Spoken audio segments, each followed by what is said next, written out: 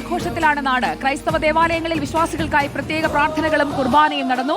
ആഘോഷത്തിന്റെ ഭാഗമായി വിവിധ കലാപരിപാടികളും അരങ്ങേറി. നാടെങ്ങും ആഘോഷത്തിമിർപ്പിലാണ്.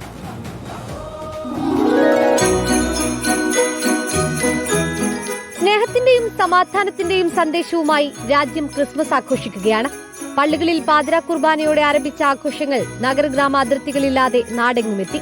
സംസ്ഥാനത്തെ വിവിധ ദേവാലയങ്ങളിൽ രാവിലെ നടന്ന പ്രാർത്ഥനാ ചടങ്ങുകൾക്ക് നിരവധി പേരാണ് എത്തിയത്.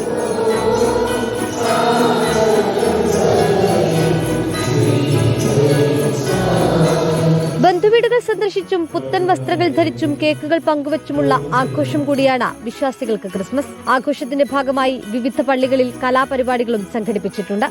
സമാധാനത്തിന്റെയും ഒരുമയുടെയും പങ്കുവെക്കലിന്റെയും സന്ദേശം ഒന്നുകൂടി ഓർമ്മപ്പെടുത്തുകയാണ് ഈ തിരുപ്പിറവി ദിനവും. റിപ്പോർട്ടർ, തിരുവനന്തപുരം.